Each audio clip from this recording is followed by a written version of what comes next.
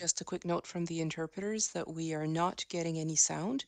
Interpretation services will begin once we can hear.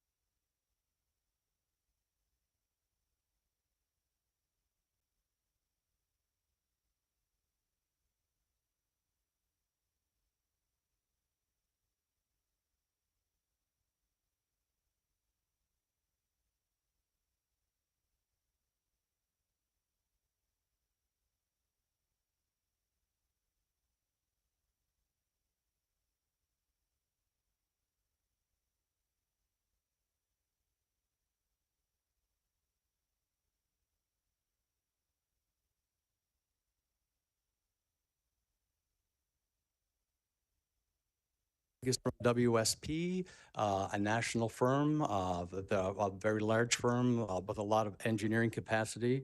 Greg is the WSP. The nice thing with this firm was that they had both experience in preparing municipal plans and in zoning bylaws.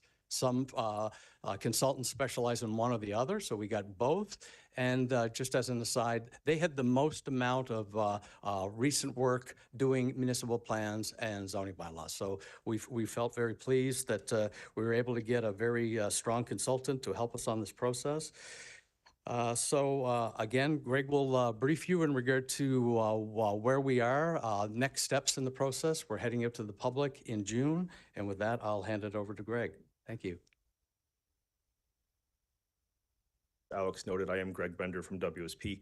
I'm very excited to have this conversation with you. Felt that having this with the committee would be very important just to sort of kick off the process from your perspective and to just sort of lay out the entire work program, get some feedback from you. Certainly here to answer any questions that any of you might have, and we can certainly tag team that with members of staff as needed.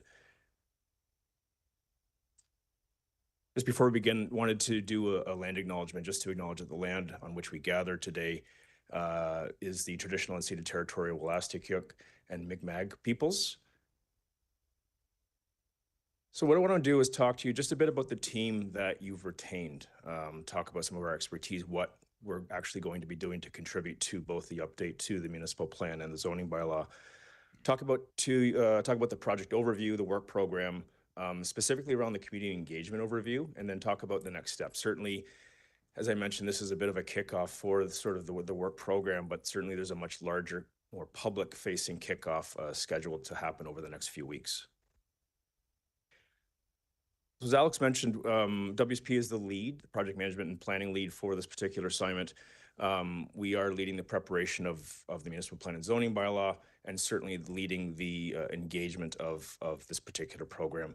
We've partnered with Williams and Stewart as well as Parcel. Williams and Stewart is leading the sort of review and update of urban design policies, as well as providing policy directions, renderings, 3D modeling as needed to support the discussion around urban design. We've also partnered with Parcel, who's going to be leading the update to inclusionary zoning and providing a policy basis to update that in the municipal plan and regulations in the land use bylaw. I'm sure I don't need to explain this in any great detail, but you have sort of 3 levels of sort of planning hierarchy in the province. You have your Community Planning Act, which really sort of sets the stage for regional and local planning in the province. And then as it gets more detailed, you go down to the municipal plan and then the zoning bylaw. Municipal plan long-term policy document guides how the city, sort of as a vision document, how the city is to grow and accommodate that growth over time. And then you have your zoning bylaw, which is really a property by property sort of look at, where buildings are to be on the property, what type of buildings, what type of use, and where that's to be identified in the city. Again, I'm sure you have enough context on what a municipal plan is, but as I mentioned, it is a very long-term policy document, contains a series of goals, a vision, objectives, and really sets the tone for how growth is to be accommodated in the city. It addresses a number of topics as it relates to housing, employment, environmental sustainability, and developing the economy. among other ones, certainly, but these are some of the larger ones. And really, this document is formed based on the input we receive from members of council, members of the public, other interested parties, which we use to develop directions, which will all be before you again as the work program advances.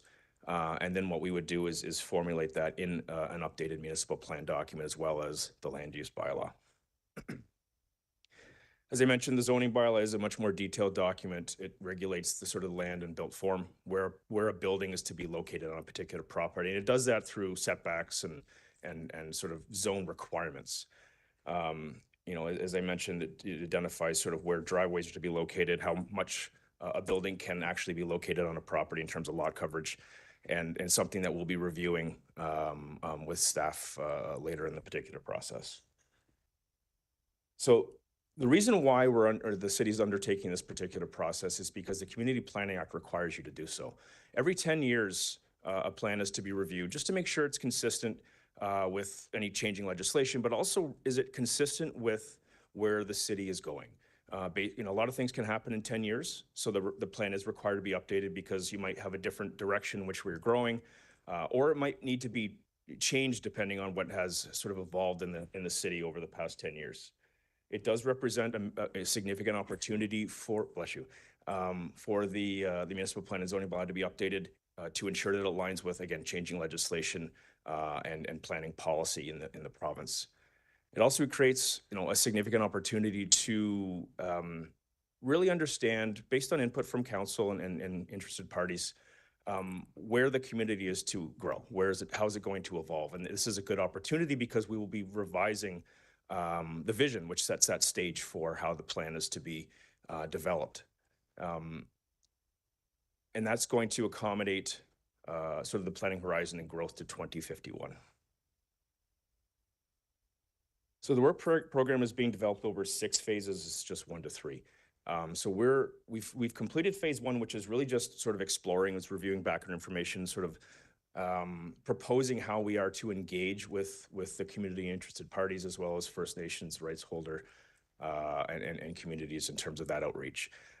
Where we are right now is really sort of the background report, sort of compiling all the information that we've reviewed, identifying where there's opportunities to perhaps change or where the major influences are based on what has changed. So the provincial legislation is an example.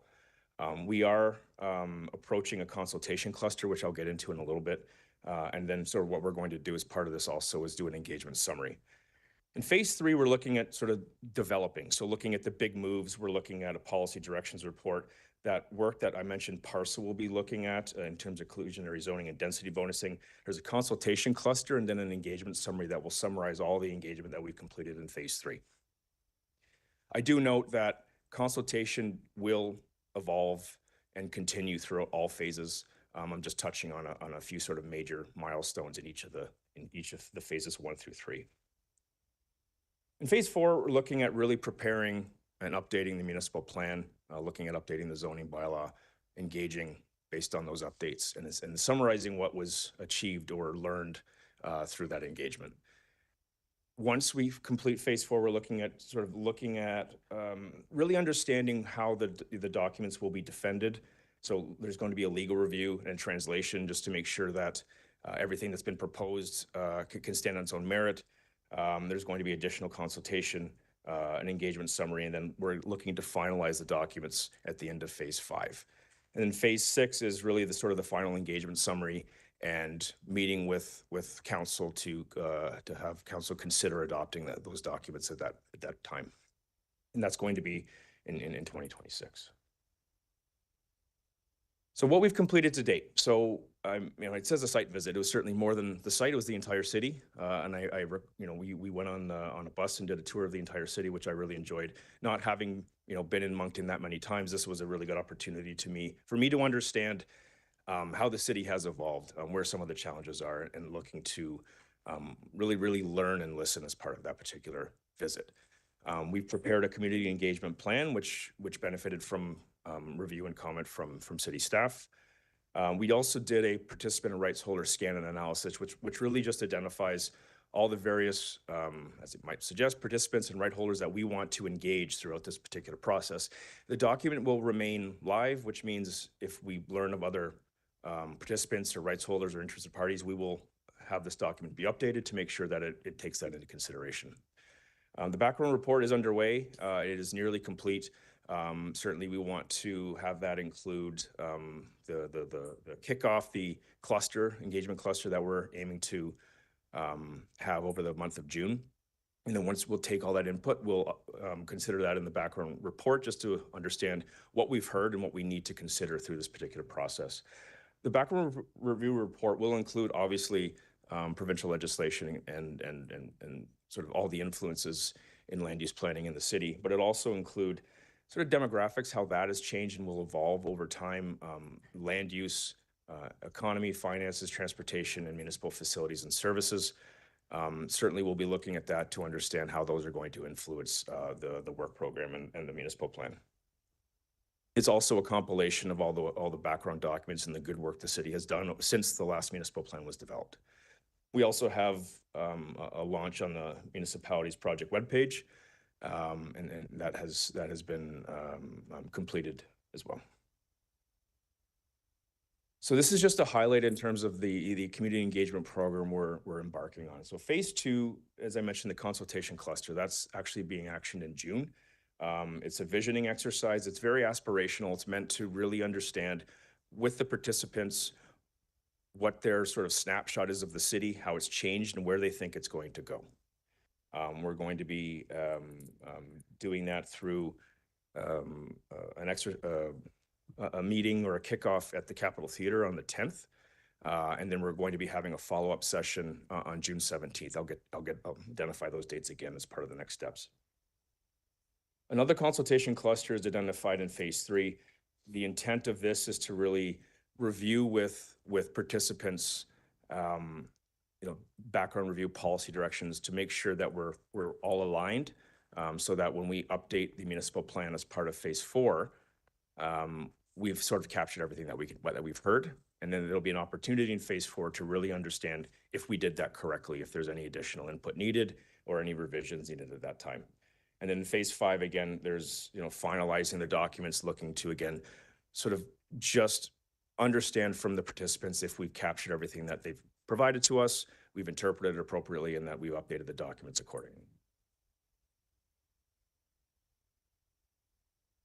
As I understand with confirmation from staff, that sort of initiation letter has gone out, or will be going out to First Nation rights holders as part of the engagement and consultation program.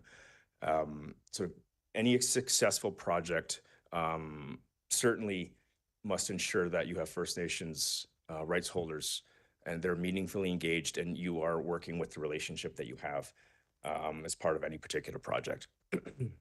It is guided by the DIA, and certainly staff have been working very closely with them to ensure that, again, the path forward is aligned with what their experience is, and they've advised in terms of how that might need to change depending on the response received. The engagement program will ensure that consultation activities are managed and continuously managed. So if, for instance, a particular approach doesn't work or isn't perhaps as receptive as what we're looking for, it can evolve. But we need input and we need to embark on that particular process first. And I understand that that's happening very shortly.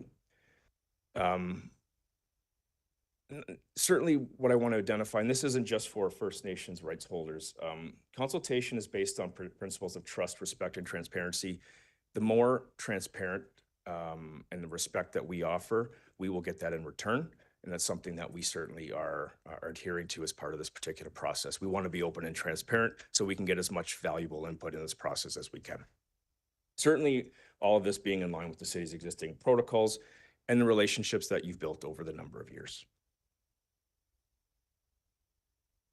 In no particular order, there are a number of engagement activities and methods that are being identified: council meetings, open houses, public meetings, the committees that have been struck, focus groups, pop-ups, which are really just sort of places in the community where people might gather that we can get input that not everybody's going to want or can show up to an open house, a formal open house. So having people placed in the community to get additional input certainly adds significant value. Using the city's existing tools, such as the website, social media platforms, will certainly help, again, get the word out to make sure that we get as much input as we can as part of this particular process. And the bilingual approach that we've identified as well, which I think that certainly the city is supportive of, is that a fully bilingual team member will attend all engagement throughout the city, just to ensure that we are able to communicate to everybody that shows up. So we've added that as part of our work program as well. That, again, in addition to public-facing documents, which are to be translated, we'll have people at those meetings who can speak in both official languages. In terms of one of the sort of first major exercises that we're doing, as I mentioned, as part of the consultation cluster, is establishing a vision. Now, you certainly have a vision in your existing municipal plan, which certainly could still hold a value. But what we want to do is aim to engage with the community and interested parties to make sure that, again, is it reflective of where they think the community and the city is growing? So that's one of the exercises that we're going to be doing through the visioning workshops that we're having in June. Again, to understand through an aspirational sort of discussion, what do they like about the city? Where do they think some of the challenges are? How can we overcome those challenges? Where do they think the city's going to be in the next 20, 30 years? So what we'll do is we'll develop a vision statement. Will also include guiding principles, which will set the tone for the development of policy in the municipal plan and the documents we'll be preparing. So in terms of next steps, I know I've gone through a lot of it fairly quickly. I am happy to answer any particular questions any members of council may have. But as I mentioned, again, with the consultation cluster, and I might be getting back to this more than perhaps what you were expecting, but it is an extremely important exercise as part of this program because of it's the first major public-facing engagement series that we're having. So as I mentioned, there's a meeting with First Nation rights holders and communication being sent out for that. There's a city-led project kickoff event on June 10th at the Capitol Theater, and certainly it's less talking about the work program and more just getting people excited and providing that opportunity for people to talk and celebrate the city. The visioning workshop is a continuation of that, but more about the work program and more around the municipal plan and establishing that vision or updating that vision that I talked about. There's the Let's Chat Moncton Places tool, which is an opportunity to, again, receive feedback and post. There's community pop-ups, there's focus group meetings that we've identified, again, sort of more focused group meetings to engage with members of the community and to really provide that sort of one-on-one discussion that, again, might be a little easier than having a larger session. There's development community meeting that's been identified, as well as that summary of summarizing everything that we've heard and how that's going to influence sort of the next steps of the work program. And then once we complete all that, we're going to finalize the background report, which will be identified for public release. And with that, members of council, I'm happy to take any questions that you might have. That concludes my presentation. Merci beaucoup, Greg.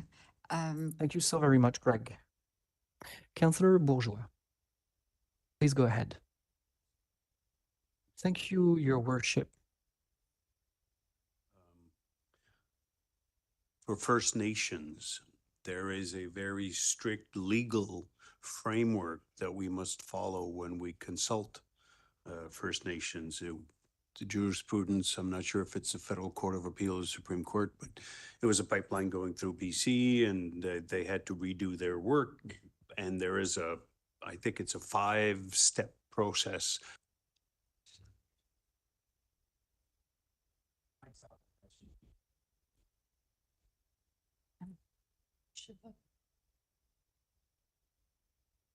I don't know where I was, but anyways, there's a strict, very clear and precise, specific things that must be done for effective consultation with the First Nations. Are we obligated to follow this legally prescribed, criteria defined process when we do the municipal plan? So through the deputy mayor to the councillor, I can certainly defer to members of staff, but the duty to consult is for large major infrastructure projects is a little different than what's required for this particular project. Now, I did mention that we're working very closely with the DIA just to make sure that, you know, we're aligned. But it is not necessarily the same process because of the impacts and how high level this particular process is. And certainly I can defer to city staff to answer that. Bonjour. Oui, essentiellement, c'est ça. Good afternoon. Essentially, that's what it is. It's only that obligation only applies to the federal and the provincial government. But we're doing this step as well. It like Greg said, it may not necessarily be the same format as what is required, but essentially to get their the input as well. So there is no risk involved in going through consultations that somebody later on will say, well, you didn't follow the jurisprudence. Not from a municipal perspective. No. Merci beaucoup. Merci, Madame la Maire. Merci, Conseiller Bourgeois. Conseiller Richard. Thank you very much. Thank you, Councillor Bourgeois. Councillor Richard. Thank you, Your Worship. On the June 17th workshops? Certainly. And through the Deputy Mayor, good question. The session on June 17th is really to, in a workshop session. So it's being finalized, but we have, in theory, sort of a number of tables set up that would be theme-based, where we could, you know, if people want to hear about transportation or housing and the environment, they can pick a particular table and have an open discussion around you know, what their experiences are. We will have questions for them, but it might be easier to extract what we want to get just by having conversations. So we'll have a number of sort of questions and workshops set up individually as it relates to themes around the municipal plan. And the people that are going to be attending these workshops, have they already been invited, or is that invite going to be going out soon? Or I might defer that to Josh. Yeah, so as Greg mentioned, we're kind of working through the, I guess, the agenda and a bit of the structure. But right now, we can confirm that it's going to be held at Legends at the Moncton Coliseum. And typically, what we try to do is make sure that we're not sending the invite out too far in advance, because then by the time it gets put out through socials, people can forget. So it's usually about 2 weeks is kind of the sweet spot. So similar to putting out the invitations and putting out the discussion along the formal launch on the 10th, we'll try to be about 2 weeks ahead of time so that people can have it in their calendars. And in this case, we'll be having an afternoon and an evening session to make sure that we can get people that can make it during the day, but also for people who are maybe full-time up with work or what have you that can attend an evening session as well. Again, trying with the idea of trying to get as many people through the door as we can. yeah, and I mean, if I look at my own calendar, I'm looking way farther than 2 weeks. That's myself. right. Yeah, but I think we can find, like, and Aloma couldn't correct me too, but I think typically 2 weeks through the social media, making sure everything's in advance. A lot of this stuff is there because we have to get it translated in advance, make sure that we're populating, getting the work done on the back end. But typically we do aim for 2 weeks. But if there are some bigger things that we know are going to be, I guess, well attended or highly sought after, we can try to get those a bit more ahead of time. But it's always a bit of a chasing the dragon type situation. Yeah. Glad it's you that's chasing.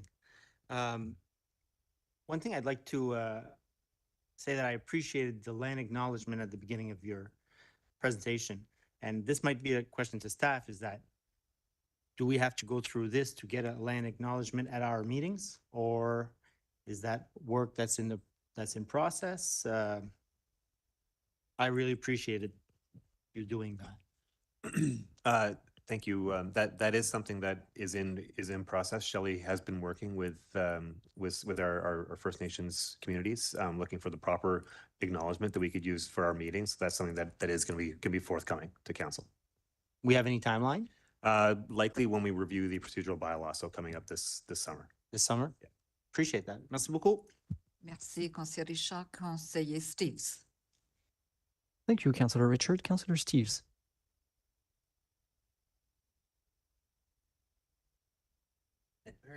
Thank you, Deputy Mayor. It might be a question for Josh, just in regards to those engagement sessions and just going off what Councillor Richard was saying. Greg mentioned one of the reasons is to get people excited. That might be a stretch, isn't it? The Moncton Wildcats Parade is going to get people excited. The municipal plan engagement piece. What are we learning from other engagement sessions we have done Are we getting better as a city at those? How many do we expect? And can there be some questions as part of the social media push that will engage people to want to come and answer the questions we want them to answer or engage with? I just think it's a real stretch to say these meetings are to get people excited, but I could be wrong about that. Help me. I think it's exciting for people that are doing it every day. But I guess to answer your question, Councillor, is from our perspective in terms of doing consultations. So, for example, the 4-unit amendments we went through, Vision Lands, other exercises we've gone through. If I think what we're finding is that if we have other events that we can piggyback on with respect to other things that the corporation is doing or things that are happening in the city, we actually can probably get a better turnout. So, to your point, depending on the timing, if for example, if the Wildcats are playing, again, like say it's in the fall, maybe that's when we can go set up a booth at a Wildcats game where there are going to be 8,000 people that we can talk to, rather than necessarily trying to go out on our own and trying to your point, say, well, what's really going to be the driving point that's going to make somebody want to attend a city type session? Because you're right, it is hard. People are busy, and I think in saying that as well, the public events, I think they're going to be designed to really inform conversation, and if we do it really well, then we'll continue to see those same people coming back. So what we have found is if we do have a content where it's not myself standing up at a mic talking to everybody and they feel like they're having a part of the conversation, they're able to move around. We've had some really great sessions at the Mapleton Lodge doing it that way, where people can kind of filter in and filter out. They can have a one-on-one conversation, or they can ask a question in a group. We're trying to be as, I guess, adaptable and as flexible as we can. In addition to that, a lot of people may not have time to attend, so we're working very closely on the project page, working on a generic email that is a City of Moncton email that 7 or 8 of us are going to have access to. So if you have a question, you could email, I believe it's plan.municipal@moncton.ca. I'm working on getting a phone line set up so people can call and leave questions. To your point, trying to, as much as we can get out there and as much information as we can receive in a way and also process it. I think at the end of the day is as long as if we make the pitch that it's around visioning, it's around where we feel we can go, hopefully we'll get some more public input on it. And I hope people get excited about it, because it's not often that we get to do something like this. It's probably once every 10 years. And a lot of planners don't ever really get to do a municipal plan review relative to I guess, how they move through their careers. But again, it's going to be on administration and the project team to really make sure that we do get that level of excitement up, so that we're not having 10 to 15 people show up for something where we have a city of 100,000 people. And so I think, as Greg mentioned too, we can be flexible, and what's written in the engagement plan today in terms of a session is not concrete. And if we do find opportunities where we can find things, so for example, the city will be going to EnviroFest. We're hosting it. We're going to be talking a lot about conservation. So we'll be going to, the municipal plan team will be going there to talk about the vision, about the municipal plan itself, but also to talk about conservation, knowing that that's what a lot of those people attending are going to want to be talking about. So it's try to be as it's hard for us to be fluid in an administrative structure, but we're going to try to be as fluid as we can, to your point, to get the questions and making sure that everyone really feels like they have an ability to participate. Okay, thank you very much. Just don't forget the common person who doesn't really care. Like, we've got to really try to engage them, right? Yeah. Back to Councillor Bourgeois, 33% vote. Like, people don't care, but I think they do if the questions are right. I agree. Yeah, that's right. Good. Yeah. Merci, conseiller Steves, conseiller Léger. Merci, Madame la Mairesse. Thank you very much, and thank you very much, Madam Mayor. Hear that you're going to go out to places where people are, so I would suggest the Moncton Market, because people go there on a regular basis. Also, some of the, the fourplex, there's a lot of stuff that happens there. So I think that that's really important. Just a question. So your launch evening, when, you have the ability to bring a lot of people in and so on. I get the same question, by the way, on why we meet at 4 o'clock as city council meeting, if you really want the public to be involved. Yeah, I think in this case, trying to secure a venue that met a lot of our, I guess, the accommodations, accessibility, and space size, and I guess the afternoon we felt worked well relative to trying to get the Capitol, for example, in the evening. So it's like it was available, and it was very it was more challenging actually than we had anticipated to try to actually book a venue, even like a month or so or well in advance. So just in terms of the way the things shook out, we felt that that an afternoon kickoff, I'm assuming they were with media, and I believe again putting those invitations out weeks in advance, that we still will get a good turnout. But point taken, we can look at maybe if they're more formal or more, I guess, items in the evening that we can take on in future consultations. But to your point, like getting to the market, getting to all those places, we got to try to be everywhere that we can. But in this case, we felt that that a 2 o'clock afternoon presentation for the formal kickoff would work. But again, if we find that for future events that we need to push towards more of an evening presence, then we can certainly do so. No, and that's good. I think, though, a lot of it as well is in the wording that we're using.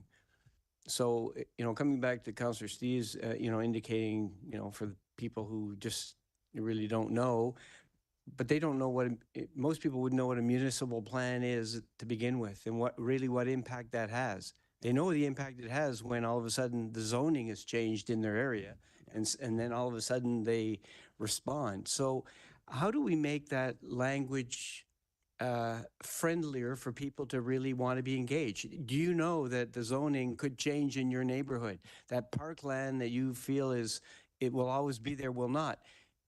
Do you want to have your say? I think would bring a lot of people out that would say, well, whoa, just a minute now. So I don't know what experience other municipalities have had, but I find that that's really a gap. And we see it often in the developments that come before council. So maybe some thinking in terms of communication using simple terms that will really engage, really make people, understand that green space behind them or those vacant lots that are there could be brought together and a bigger project could happen, or apartment buildings could go up, as we've seen recently behind Shanex, and so on. Yeah. Just some thoughts? Yeah, I think I would say, and I'll turn it over to Greg too, because he certainly has a lot of experience in other municipalities. But what we're finding is that we have to be able to make things digestible and consumable in what I would say is a short space of time. So to your point, what you just explained would be really hard to put on a social media post. So You might again, have to do it several times. yeah, no, exactly. And that's sort of Bite-sized pieces. Yeah, that's exactly it. So, and I know that communications is really working on a number of strategies that have similar type of issues, I guess, in terms of trying to get the feedback and how can we get people to be meaningfully engaged. And from our perspective, I think a lot of short answer questions where you can sort of say, here's the question, get back to us in like the space of a tweet. Like that might be something that people will then do, but they may not take a 10-page document that I wrote about the benefits and contrasts of densification. There maybe is probably a better way of putting that into something that is digestible and someone can deal with in the space of like 3 to 5 minutes, because that seems to be where the reception and the responses are going. But I think the first, like the vision session, and there's always those traditional type planning events that we have, but again, in trying to be fluid, and it would be better if we have a city again of 100,000 people, if we could have that engagement, like even if it was to be like 10% or something, would be an immense success.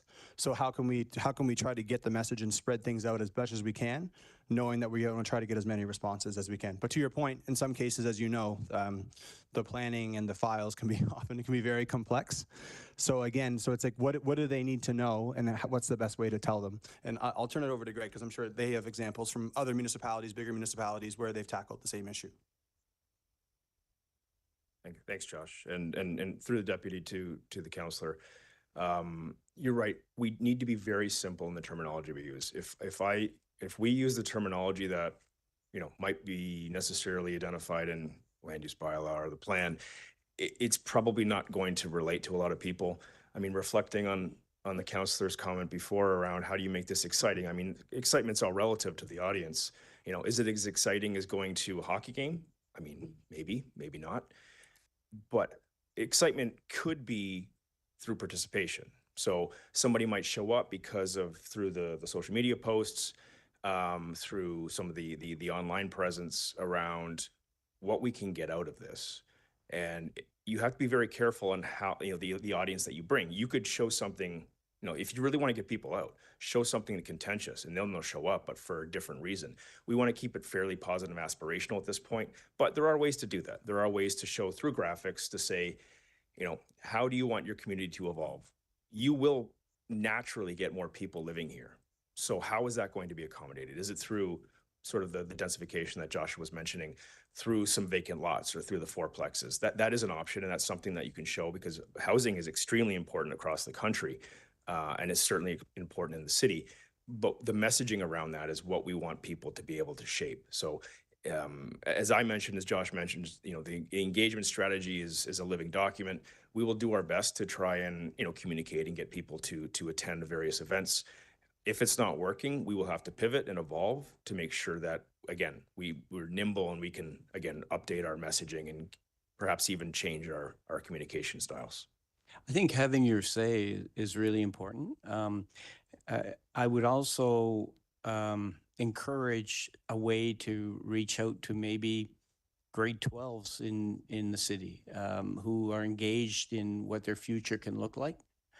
And it's interesting because when we did the 4-unit as a right public hearing, we had a person who came in as a proponent to what we were about to do. And his motivation really is that he felt that this would perhaps be a way where he could sometime own a home. And so I think those are important. That's not the side that we get from another cohort. And so I think that those things are really important. And I don't know if you've identified a percentage of population that makes our municipal plan valid. And should we? And so then it forces you to go further, because often what happens is the people who are interested show up, and the ones that, you know, are busy, their lives are busy and so on, they don't, and they never get to say anything. And yet it becomes very important to them later on. Comments? And through the deputy mayor to the councillor, so very, very true. That's why I mean, years and years and years ago, we would have an open house. Some people might show up, maybe nobody, and you tick the box and you move on. Say, wow, you know, we attempted, but nobody seemed to be interested. We're probably doing 10 or 15 more things than we ever did because we know they work. You know, are we going to have 1,000 people at the event? No. I mean, maybe, I mean, fingers crossed, but it would be rare to get that. But it depends, and that's why we're trying to do stuff through the traditional way, open houses, social media, website, but also the pop-ups. In my experience, you get people that would never go to an open house at a pop-up, and they provide very, very valuable input. Mm-hmm. So and again, if there are other things that we can consider, we will certainly consider those. And as I mentioned before, Councillor, we also have a stakeholder or interested party scan, which identifies, you know, 20, 30, 40 different groups, including youth and schools. But we're also hoping that our committees and members of council can engage with their known parties, that they can, again, get the word out to get people interested in the conversation. Okay. All right. Well, thank you very much. Look forward to the input. And the 2 sessions at Legends. So one will be this is on the 17th of June. One will be in the afternoon and one will be the evening. Correct. And so afternoon, maybe 2 to 4, and then evening, maybe 7 to 9 or something like that. I don't recall about that. I don't know if the timing's been 100% confirmed, but something like that. All right. Okay. Thank you very much. Merci. Merci, Conseiller Léger. Is there anyone who hasn't spoken yet who would like to speak? Donc, il n'y a personne. Donc, Conseiller Bourgeois. Nobody else? Okay, so Councillor Bourgeois. Thank you very much, Your Worship.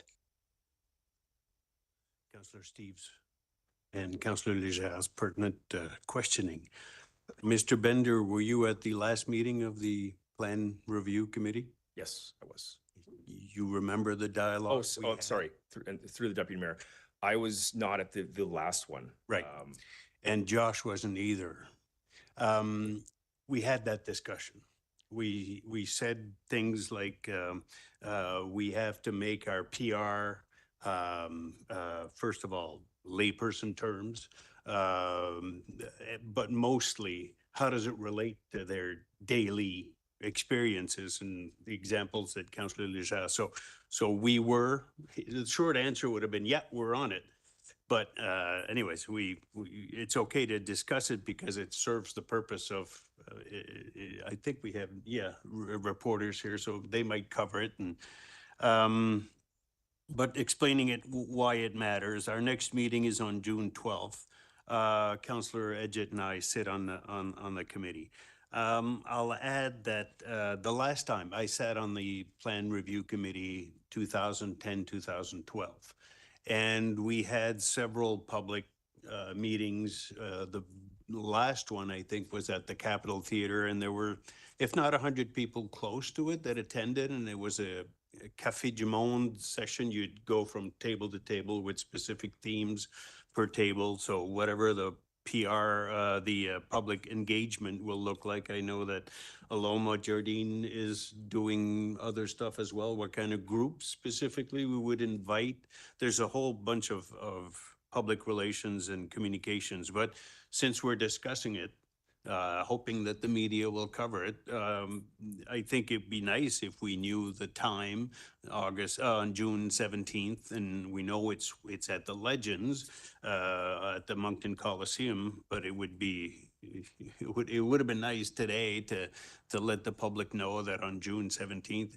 Otherwise, there's like 3 weeks left, so okay, maybe the 2 weeks, but tous les moyens sont bons, and the more we can repeat it, the more people might hear it today, but won't listen to it when it comes out as a press release. So anyways, just wanted to provide that information. So we're on it, but we haven't fixed a specific strategy for how to draw people in, but we're on it. Thank you very much. Merci, Madame la Maire. Merci, Conseiller Bourgeois, Thank you very much, Councillor Bourgeois. for the presentation. I just want to say that I agree with the colleagues. I think we really need to be creative with this. We need to get to the common people, to those who don't really usually maybe get involved, but we need as many people involved as possible. We also should create maybe partnerships. So for example, I'm thinking of the Chamber of Commerce. They have many events. So not just one event, but maybe we could be there on a regular basis. So just so that we can really create some excitement around this. It's a great project. Merci. Thank you. Thank you very much. Madame Lagreffière. Up next is Citywide Data Strategy, and Ryan Sorey's here to present. Good afternoon, Deputy Mayor Thériault and members of council. Just here to talk a little bit about the citywide data strategy. But before we get to that, I just want to take the opportunity, I guess, to go back a little bit and reflect back on how we got here. And let me start off by saying thank you, guys. Thank you, council, to this council and to the previous council, because there were a number of decisions that were made that really kind of advanced the city from a data perspective. And, you know, it was your guys' vision and support that really got us to where we're going and where we are today. So thank you for that. And if I look back, some of you would remember in 2016, 2017, City of Moncton started down an open data policy scenario where we were, you know, we positioned to be open by default. We use this data to do things like create, you know, the web apps online and start to show our residents the data. We used it to share with businesses and other people, educational institutions, as they would come in and request data. And every one of those requests, when they came in, they were not just provided to that individual, they were provided publicly so that they could be tapped into and used by other organizations. So we have this history of going back and looking at open data and how things were going. So then we kind of move it forward a little bit. And in 2023, 2024, the city, you know, through your support, embarked on a digital strategy. This digital strategy was kind of shaping how we move forward with data over the next number of years. And what was really exciting about that is it created this vision that leadership team put together to support council's priorities of delivering great services and experiences powered by technology, data, and people. And that statement kind of resonates. It's like, how do we use technology, data, and people to provide these great experiences and great services to our citizens? As that project was coming to a close, this is the time when Mayor Arnold came and said there's a Harvard Bloomberg opportunity for the Citywide Data Alliance on a data strategy. Any interest? And from my perspective, we jumped very quickly because this data strategy, this digital strategy we put together is broken down into 5 work streams: great experiences, great services, technology, data, and people. And we looked at that and said, this would actually really, really push that data work stream that we have forward. And it'll give us support, it'll give us help, coaching and mentoring all through that. So we went through that process, and I'll just, so we just started into this process and going through the application, and even that application process really, from my perspective, was a little painful because it pointed out a number of things, a number of areas that, you know what, we can do better in, and we can start to see, and it showed where we use data and where we didn't use data and how this can grow. And we went through this whole piece. And for those of you who aren't aware, the Bloomberg approach is, the view is change happens where municipalities are, where people are the closest to government and in municipalities. So they really push on changing and using data to drive and help drive municipalities forward. So we went through this process and we're successful, and you would have been aware and part of it last summer where we did the kickoff and we started a 6-month process. And the 6-month process had 2 pieces to it. It had the citywide data strategy and it has a resident impacting data project. So I'm here just to give you kind of a quick update on the data side of the house, and I will also talk about the resident impacting one as well. A couple of key notes, Lauren Caskey and Kel Wang, these were our coaches. Some of you had the opportunity to meet them last August.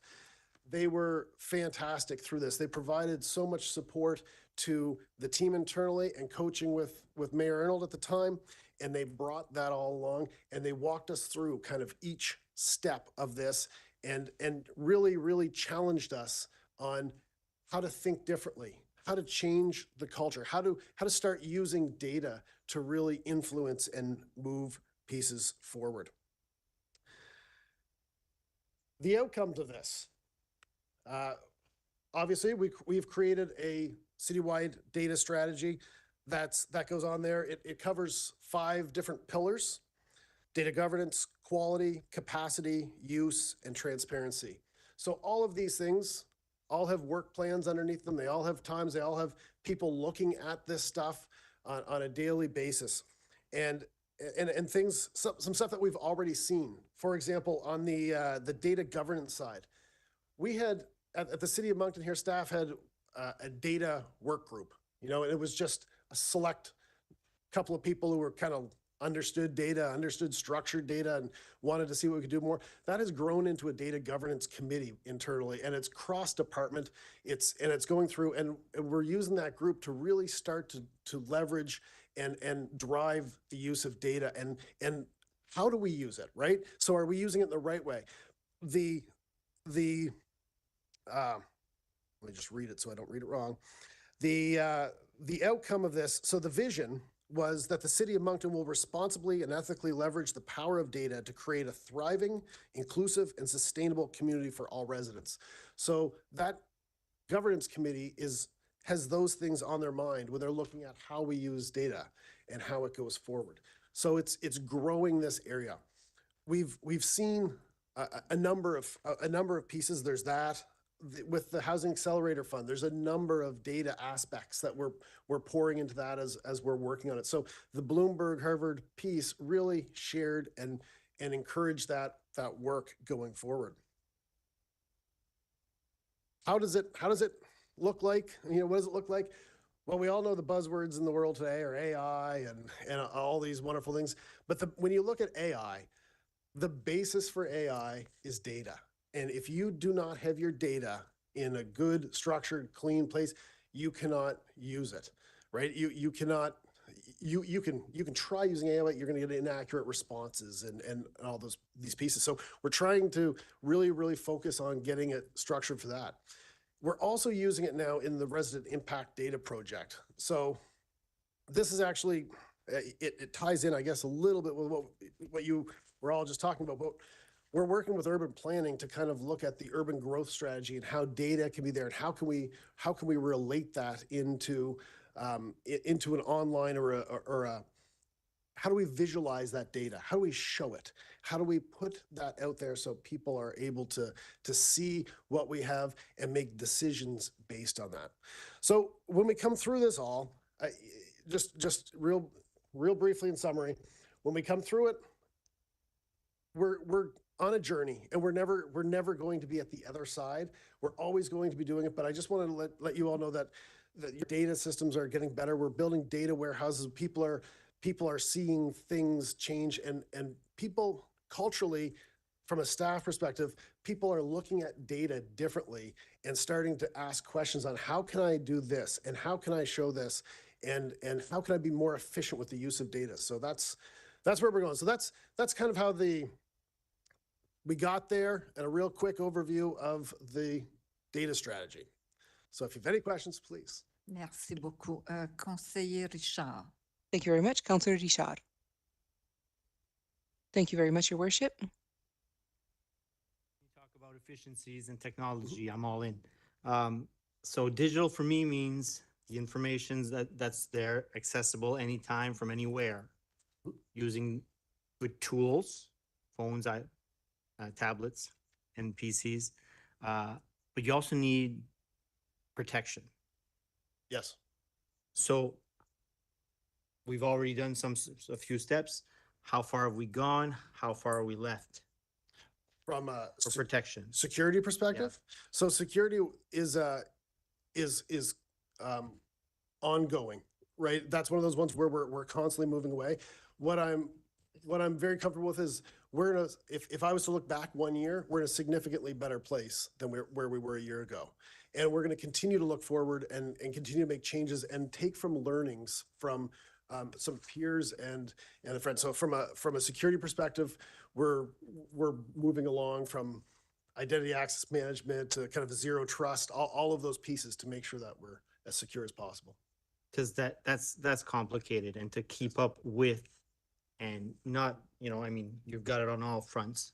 So yes, I agree. It's the one thing in my world that when people say what keeps you up at night, the security of it, right? That's what it is. Yeah.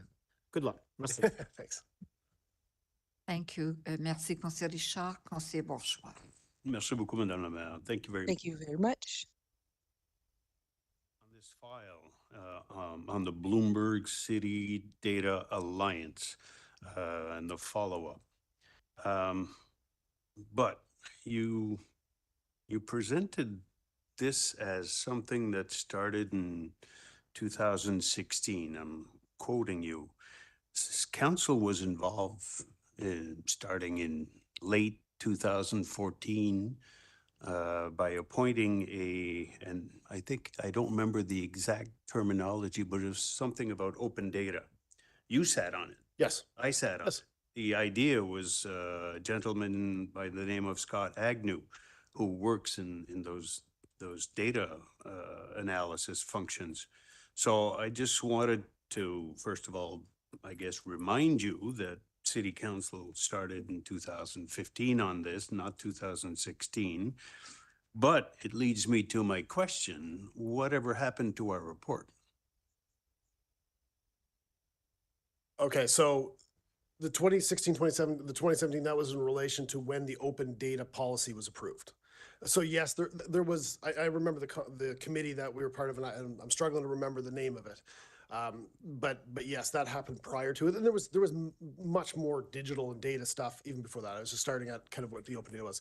I would have to look back. I don't know what happened to that report right off, off my cuff. That was 10 years ago, 11 years ago. Okay, it's not the end of the world, but it's 10 years. So I'd be curious enough to know why we waited 10 years to get to this point. Could we have done it earlier? But it's a bit of, I guess, looking in the mirror rather than looking through the windshield. But if there are lessons to be learned about taking 10 years to start and finish to where we are now? Is there something to learn about moving forward? So I'll leave it to you. You're our expert on this, but I have to express a little bit of I guess, disappointment that 10 years later, we're finally almost there, you know?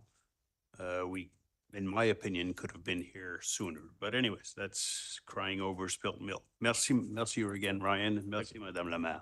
Merci, Councillor Bourgeois. Thank you again, Councillor Bourgeois. Any other questions? Okay, well, thank you very much, Ryan.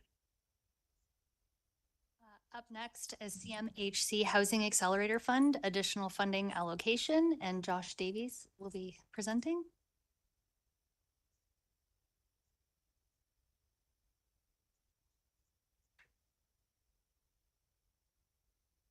Yes. Yeah, so the purpose of the presentation today is to seek approval from Moncton City Council in terms of the allocation of recently received additional Housing Accelerator Fund money. So in terms of, I guess, the background, we did receive additional funding following the first year of our reporting, which was very successful. The city did very well in terms of trying to reach its targets, providing updates on its various initiatives, and felt like we were in a very good place. We also were able to submit an additional initiative. As council recalls, last year we brought forward the business improvement area infill policy. So that was submitted as an additional initiative to additional housing accelerator funding. So the funding, similar to to what we've been dealing with to date, is made annually. So we received an installment this year with 2 more to follow, approximately $440,000 per year. And in order to allocate the funds, we did put together a draft budget for council's review. And this was undertaken through the Interdepartmental Housing Accelerator Fund Committee. So in terms of the allocations, we're looking at, in terms of planning for additional staff support, of approximately $220,000. And it's important to remember that this is over that 3-year period, like I mentioned. Looking at contingencies for the municipal plan, as we just presented, it's a big file, it's a big project, and there may be more costs or more initiatives that we need to undertake as part of that work to really bring the plan to life.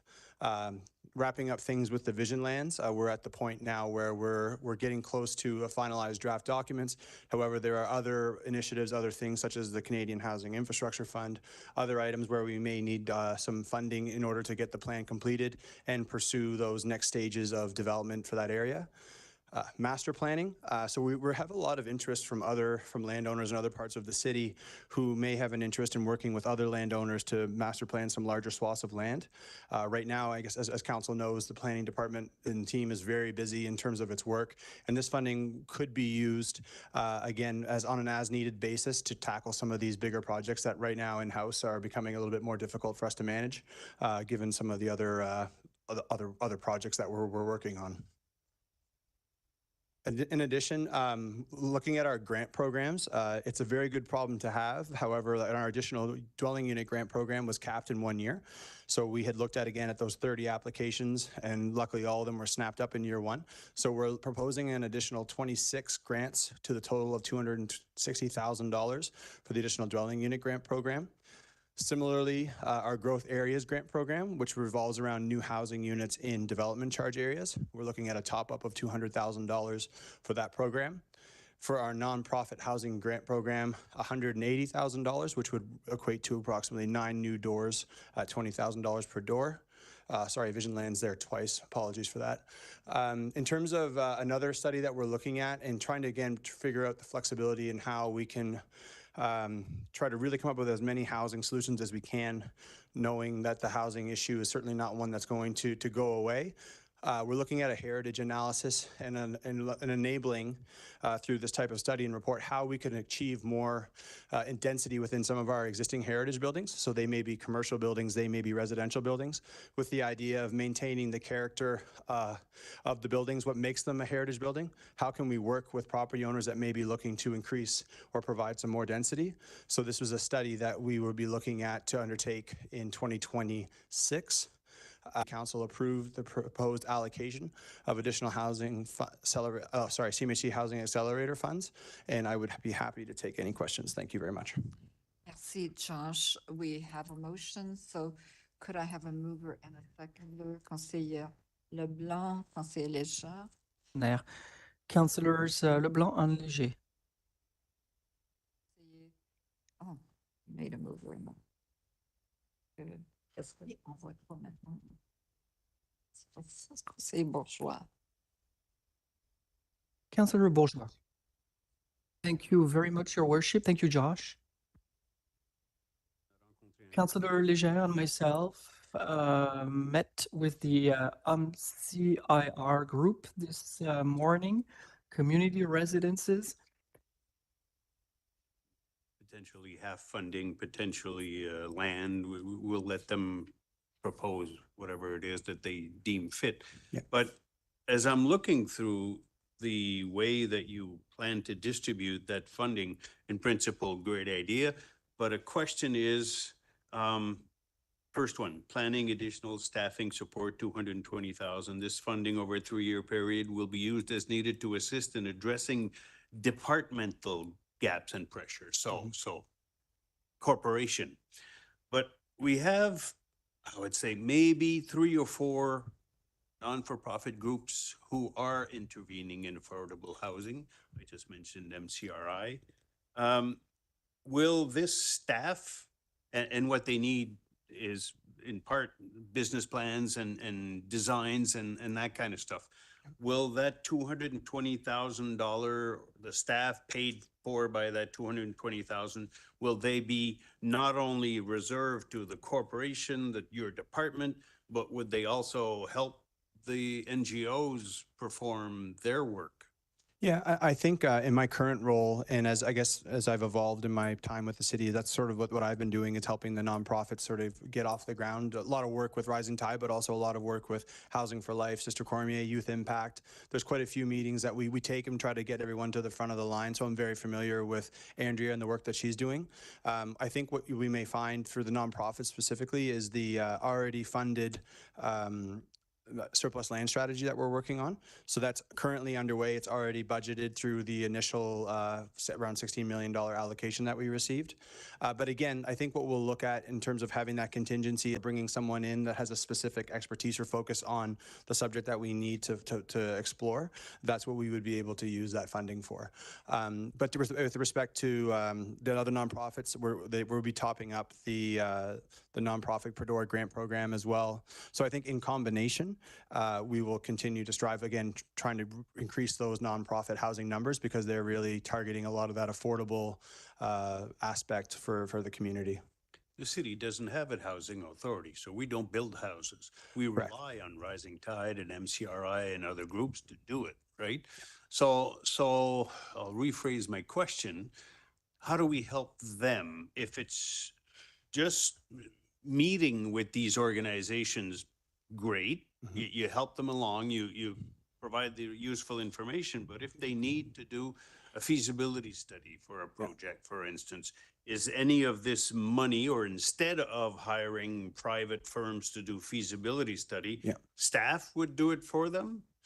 Not directly, no demand, but I think the biggest thing that the city can do from a planning and from a corporate perspective is that surplus land strategy. So if we're able to free up land, that's often the biggest barrier that a lot of these nonprofits like MCRI have into actually getting things to happen. So we can do that, but what this contingency is doing is providing the flexibility to address the gaps that we're going to be facing over the next 3 years on a variety of projects. But again, coming through, if that's what we need to come forward in terms of explaining how we're going to use that money as those needs arise, we can certainly come to council for that as well. So if a group like MCRI comes to the city for help, they want to do a feasibility study. I'm not just using that as an example. Can they get funding from? That's, I guess, part of the reason why we're here today is that if there was a wish to allocate more funding to the soft cost grant program, because they can effectively then use a consultant, or they can go out into the community and hire someone to help them with their feasibility study. From a land use perspective, from a building design standpoint, planning can really help, but in other departments. However, like getting into the financial feasibility, all those other things that nonprofits have to deal with, it's outside of our area of expertise. But where we do help is in terms of helping them identify the right parcel of land, understanding their projects in terms of what zoning they need to be looking for, approximately what type of size they might need to accommodate. And I think as well, the city's done a good job in terms of its bases that they were not able to accommodate on their properties. So there's a few things that are happening. But I guess to answer your question, Councillor Bourgeois, is that we would not be a dedicated resource in form of a consultancy, but there may be flexibility again in this funding to have more soft cost grant program funding available to nonprofits. Okay, I'm not happy with there may be funds available. Why don't we take, there's CRI and others, listen, you are the ones, and you're busy. You do your 9 to 5, 5 days a week, if not more than that for some of these NGOs. Yeah. They're busy enough doing their job that for them to launch a unit development, 20 units or whatever it is that they need to build, they don't have the expertise, they don't have the wherewithal to an architectural design or whatever. They don't have that money, or maybe they do, but they don't know how to proceed. So sure, would it be wise to either chip off a little bit of percentage from different allocations here and set a budget of 100,000 for the organizations, the NGOs out there who are going to do the real work, so that we can help them fund the research and legwork that they need to come to us afterwards for HAF funding or whatever it is that they need. Yeah, I think, and again, that's why I think it's probably the benefit as to why move some of the funding around, and we can find a way to have $100,000 available for the soft cost. Again, to your point, $20,000 per project. We can certainly do that as well. All right, I'll let the other ones, because other members of council, and then I'll come back probably with an amendment to the motion to that effect. Thank you very much for your information, Josh. Appreciate it. Merci, Madame la Maire. Merci, Councillor Bourgeois. Thank you, Your Worship. Your Worship. Thank you, Councillor Bourgeois. Councillor Léger. Thank you. Your word. Why? Launched at the initial outset of the Housing Accelerator Fund Action Plan was because CMHC had pulled seed funding at the time. So we felt that by kind of replacing that on our end for 5 projects was a worthy venture. Since that time, the seed funding has then, my understanding is that the seed funding has then reopened. So my understanding is that it is still open, it is still operating. What we felt a good use of that money was, I think a lot of the nonprofits had started. We think we have 1 to 2 applications for looking for soft cost assistance. So the first 4 or 5 nonprofits that we know that are pretty busy and looking to get moving came through. So there hasn't been as much knocking on the door for the soft cost grant other versus the per door conversation here today with council is if there is a wish to provide more of that soft cost funding, certainly you can do so. The program exists. It would just be a matter of topping it up. So do you think that not-for-profits are aware that the seed money from CMHC is currently available? I mean, I would hope so. I think they typically have their own contacts between the nonprofits and CMHC. But again, if we ever have any questions that are coming through, so we're helping out where we actually have the tools to assist, and then trying to point them into other directions if there are other information available through the other levels of government.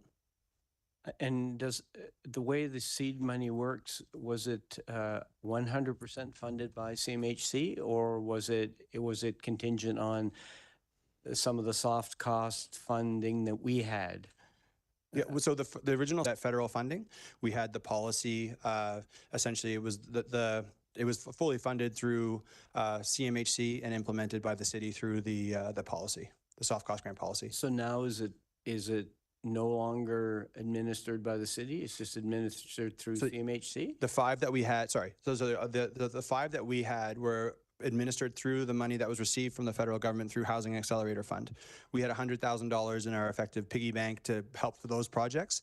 And in the time since that those 5 projects were allocated, the CMHC might get through a soft cost or seed funding through the feds. And if it is council's desire to add a few more projects in funding, then they would be able to tap into effectively to both, unless there was a condition that says they can't, but I'm not aware of any of those. So could we have some, perhaps, and maybe it's you, but a direct link so that not-for-profits know who to speak to and somebody who can direct them the right way? That's not sort of the impression that I got today in the meeting that was referred to, but I just would like some clarity and don't necessarily want to duplicate. So if the soft costs are available, then there would be no need for us to do that. But if we're not sure that the soft costs are available, then it may be wise to clarify doing things on short notice. So what would be your suggestion in terms of where because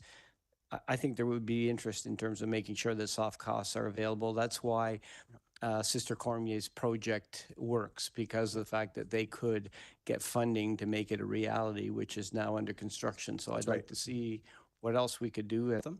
I think $20,000 to get a project off the ground is not going to be, it's going to probably be more than 20,000 by the time they get into all those related fees. So I guess every bit with respect to these projects helps. But what we can do and what we've done in the past is we've put out communications to our nonprofit partner list. It's an active list as groups come on or as groups that are established with nonprofit housing. We can add, again, another $100,000 if that's what it is, that we can let them know about that. And then in terms of these are now available from the municipality, because we want to get the message out there because we want people to come apply. And it may just be a matter of in that part, in between that time between preparing the email and sending it out, is to just reaffirm with CMHC that the seed funding is available and kind of help them point in other directions, whether it's the province through social development and RDC. There are soft cost grant programs there. And I would say that most nonprofits that are looking to construct often call CMHC first, because they typically have that big relationship, whether it's financing, to let them know of any decisions that are made here today and any other resources that we have available to include in a communication, so that they're all getting the same message at the same time. I think what would be nice would be, first of all, to know what the maximum amount of seed funding is available through CMHC. Yeah. Secondly, if the amount, whatever that number is there a stackable portion that indicate the soft costs? And if you come back later and say, we can't use it or whatever, I guess Yeah, I think I can answer that question as well. So I think at the end of the day, the amount in terms of the funding and the budget, it can be somewhat fluid. We've come back to council before to reallocate some funds monthly on the permits and the grants, but we could also have a focused meeting in terms of looking at the funding allocation and making sure more generally we're happy with the budget. There may be some other funding from the existing $15.5 million that may need to move, because at the end of 2000, and make sure that we know it's stackable. My understanding is that it is. But again, we can reaffirm those questions and come back to council and confirm any of those questions, while also looking at the half budget as a whole. Okay. I think that would be a good approach. Sure. Another question I have is, so they do the feasibility study, they do all of this, and then is there a timeline given that things need to move forward in the next year? Anything along that line? And for every program except for the soft cost grant program, we actually require a building permit, and we will not issue the money until the foundation is in the ground. So that means that if it started, soft costs are a little bit tougher because every nonprofit is a little different. So what we did in the first instance was a nonprofit that had a strong track record of construction and strong financial background, all that type of review we normally do. They were able to submit, and we were able to disperse the funds.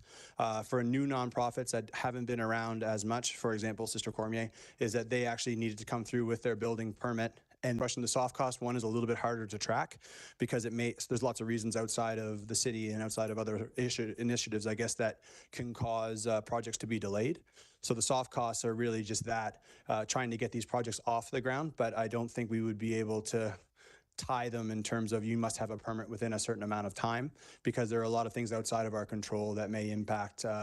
We'll be receiving the $20,000 per door, as a way to move their, continue to move That's right. their So, yeah, project by forward? the end, yeah, you'll see that,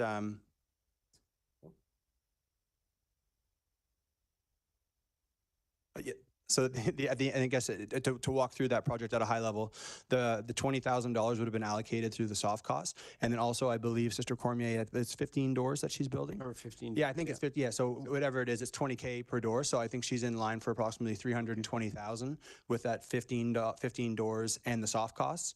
The city contribution through the Housing Accelerator Fund would be approximately $320,000. In addition to, we were able to help her find the land.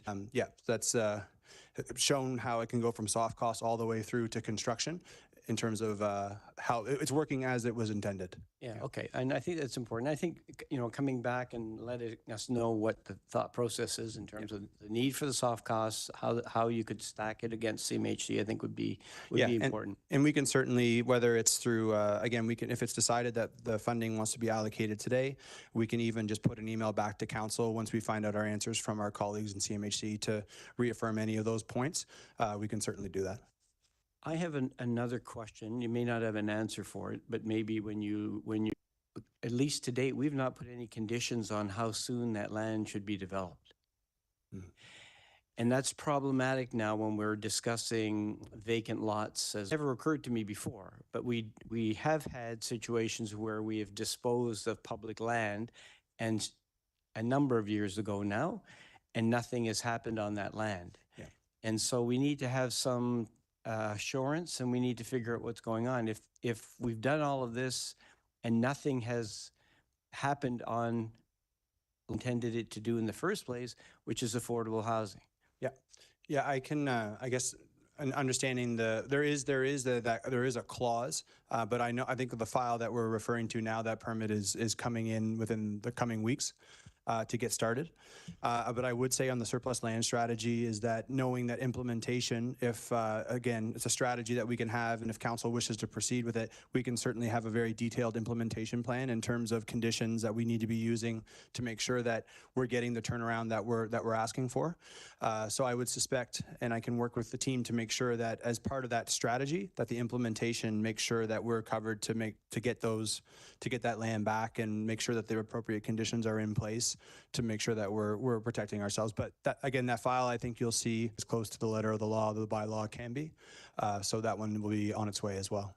And I think that's really important. Yeah, because agreed. I'm not interested in going through the process with no recourse. Yeah. And yes, there could be delays, and we can entertain that. But I think that we need to be very clear that the process is difficult enough. Yes. And so there needs to be that commitment that this will happen. So. Yeah, I'll stress that in terms of Appreciate the report. Yeah, no trouble. Thank you. Thank you. Merci. Merci, Conseiller Léger. Conseiller Crossman. Center, I guess, on, I didn't see the soft cost that you were talking about in the report, so I'm not familiar with that. So I'm not really going to address any questions towards that because it seems to be that you're working on this for possibly later on in some way or shape or form. In the planning and additional staffing support, 220,000.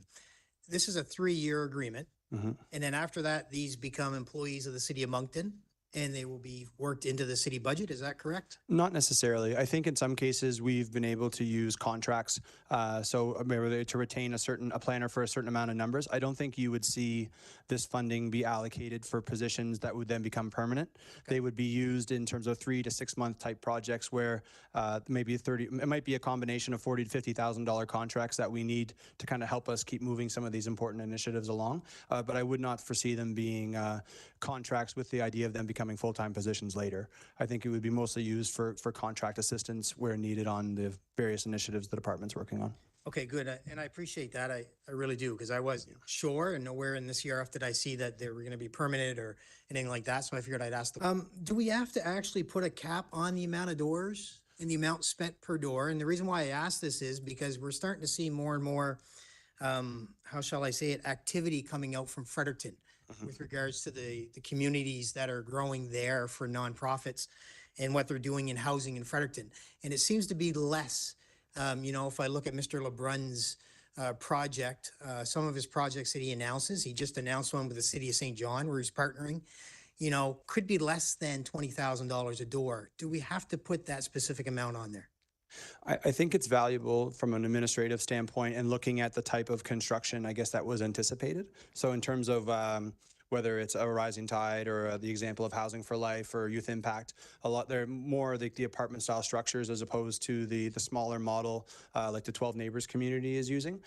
So generally speaking, from an administrative standpoint, if we were able to put a dollar amount per door, then I guess it is easier to manage, but it does not stop the nonprofits, I guess, from applying. If it's 15 doors, they could be eligible for up to $30,000 or sorry, $300,000 and you could, again, if this type of project were to come forward and the city would like to support it, again, through Housing Accelerator Fund, through this program, if we needed to amend the policy to accommodate something like that, it's certainly within council's power to do so. Okay, I'm just trying to figure out that there's a difference in housing, right? That's right. In Monday night, we had or Tuesday night, we had versus what Rising Tide is doing or what other initiatives are doing. So I'm just trying to figure out how do we help our community and help the people that are living on the street. It's a good question, and I guess it would be something to consider and maybe take away and report back on. But a lot of the CMHC, the Housing Accelerator Fund requirement is around units, right? So what is a unit? So I would not be certain that the smaller, whether it's a container style or that sort of, and again, you're saying like that next step of housing out of homelessness, I'm not sure if they would qualify in terms of meeting the full definition of housing units. But the other nonprofit units that we have in the existing program, they do, because they're coming in for their building permits. It's kind of, I guess I would say it's new territory for us and for municipalities in general with these smaller type communities. So to answer your question, I think on the traditional side of things, that's kind of the path we've taken with respect to the unit counts and what CMHC expects. But if there were opportunities and discussions around that type of I guess the entry level to the container type or whatever type of pallet housing it might be, that we could entertain those conversations and come back to council with some form of a recommendation. Okay, I don't want to lose sight of what was said Tuesday night where that first housing is not available, right? It's very limited. It's not accessible for the people to get actually off the street, get out of the communities, get away from their crisis and make the community feel safer. So that's why I asked my question. Yeah, and we can certainly contact CMHC and ask how they might treat that in terms of a unit count and we'll do our homework and make sure that we're coming back with an informed recommendation. Okay, great, thank you. And I had one more question. The council contingency is always available for additional funding that we could put towards, such as the two projects that Councillor Bourgeois and Leger talked about too, right? They could make a motion and withdraw that money from the council contingency to put towards additional groups. Jacques, would that be correct? I'm assuming there's quite a bit of money in there as well. Is that correct? Okay, no idea how much?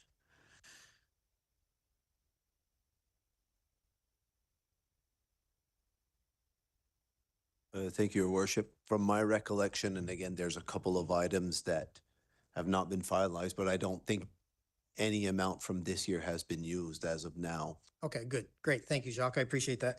And just one thing in closing, I guess the only thing I can say, Josh, is I'll wait and see where Councillor Bourgeois moves on his possible amendment to the motions. I was thinking about adding 25,000 into heritage. The reason why I say that is the fact that all the heritage buildings most of them are within the downtown core, within the BIA. And we've done such a great job at cleaning up our BIA. We've done a great job of partnering with businesses and developments within the BIA. I thought that this would be another opportunity to bring our heritage forward, with the additional funding. So I'll wait and see where that goes. But I can tell you right now that if all this extra 55,000 is spent today or differently allocated today and there is none available, I'll probably work on something with Jacques for the council contingency to up that. Sure. Yeah. So Yep, just sure. so you know and staff know. That's great. Okay, good. Thank you, Your Worship. I appreciate it. Merci, Conseiller Crossman. If there is no other question from colleagues, I will go to Conseiller Bourgeois. Merci beaucoup, Madame la Maire. Thanks for the discussion as well. I guess the difference, just to come back to Councillor Crossman's idea, it's a very good idea, but the contingency, we don't necessarily spend it. So taxpayers would save money that we don't spend from that fund. We can, and I think as a last recourse, we could do that. But here we have 1.3 million, okay, to divvy up over 3 years. And this is what staff proposes.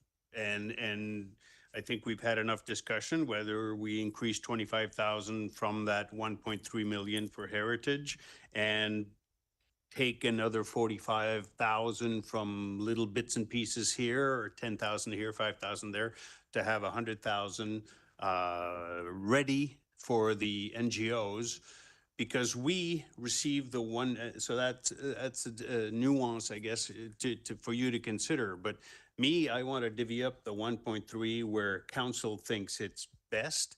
What I'm afraid of is that, let's say Habitat for Humanity, I'm not sure they're still operating, but they have the Restore, so I'm not sure if they're still building houses, but they did formerly in Ward 3 close to the Coliseum, where a city gave up land and they put up the money to build, and we got it done. If Habitat came back to council and said, all right, we have the land, we don't need city land, but we need to do a feasibility study or architectural designs, or there's we have to tear down the building or whatever, we need 25,000, we don't have that money. Is there any way, or come back to the MCRI project, that they need to do X, Y, Z, whatever? Is there any way through the existing répartition of the funds that you have before us, and which is has been moved and seconded, where we can allocate that kind of fund for the soft costs? Yeah, I think we can. And I think maybe to an earlier point that we had from Councilor Legier's question is that, again, if this is approved today, we're always meeting and making sure that we're spending this budget and that there's not a bunch of unused funds that we get to in year 4 where we're left with a slush fund, right? We don't want that to happen. So what I would suggest is that, again, these policies, they all exist today. We don't need to change them. Is that if there is an additional direction to find $100,000 to put into the soft cost grant program through the existing 15.5 million plus this 1.3, we could certainly find a way to do that. Again, it's just a matter of meeting with the committee, meeting with finance to make sure that we find it, and we can certainly come back to council with that. Or if there's a direction to find, again, the 100,000 out of this 1.3, I think both situations are, or perhaps like a lack of uptake or what have you, to try to spend every dollar that we have to get this moving. Worst case scenario, somebody has a great project, cannot go ahead, right? So because we are bound by strict rules or regulations. So as long as you tell me that Habitat for Humanity or MCRI or any other NGO can come in and access these funds to do their soft. Yeah, to a limit. So I think that's why we would need to allocate, if the direction is to find $100,000 to allocate to that fund, because then we go out to the NGOs and say, we have 5 projects at $20,000 a piece to put out to you, because it would not be sort of the ad hoc where if they're coming in off the street and there's 10 or 12 of them, we might not have $250,000 to provide. But if we do get out in advance and make clear what it is, if it's 5 projects at $20,000 a door, then we would go out to the nonprofits, as I mentioned, in a communication. And for those who have not already received it, so there's 5 that already have, that the remaining nonprofit groups such as MCRI, and I'm sure there are others who are interested, could then, they know they can come forward, apply, and we can take their applications and help them on the way. And you could have criteria, for instance. And we do already. Yeah, it's already in the policy today. That's right. If project, to avoid duplication, if there is funding available from CMHC, or if the funding is only partially available through CMHC and they need top up from some other, you can figure out those. Absolutely. Yeah, no, we can certainly figure that out. Yeah.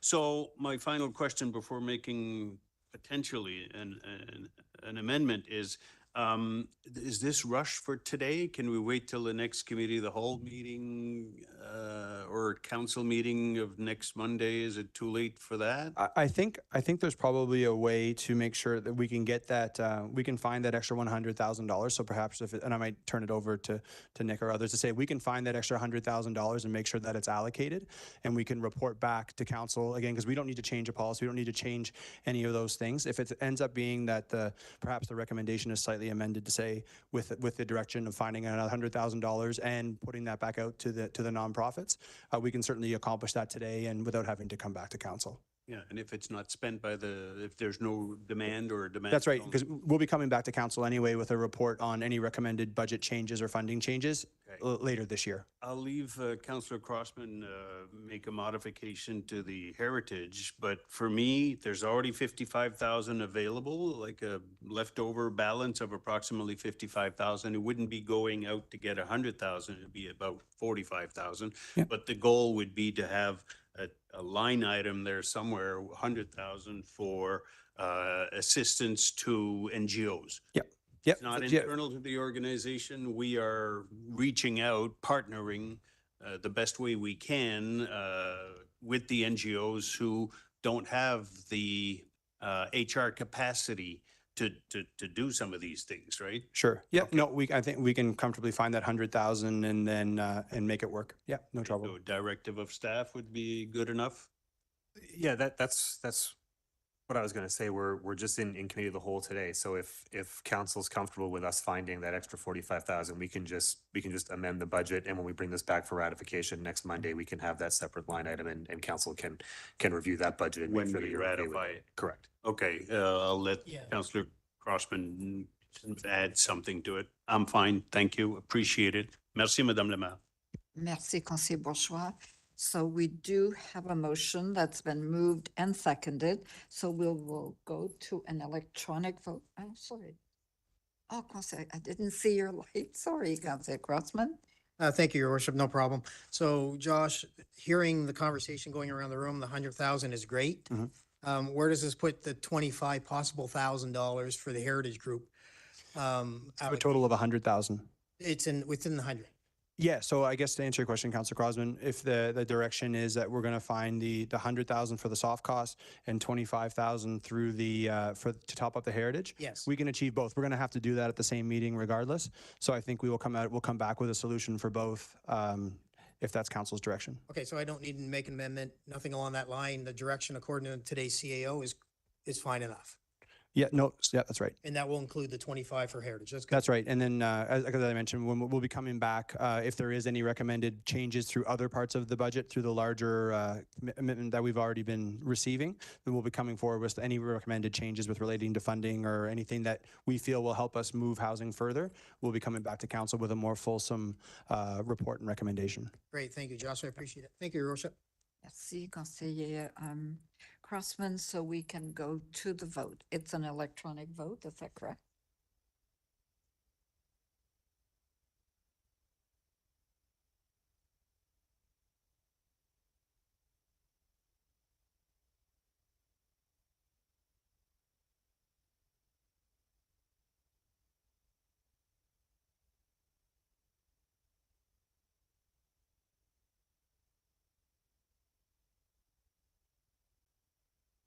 Merci, motion carried. Merci à tous. Merci, Thank you. Josh. Merci, colleagues. Madame la greffière. Up next is contractor management policy. Angela Cornett is here to present.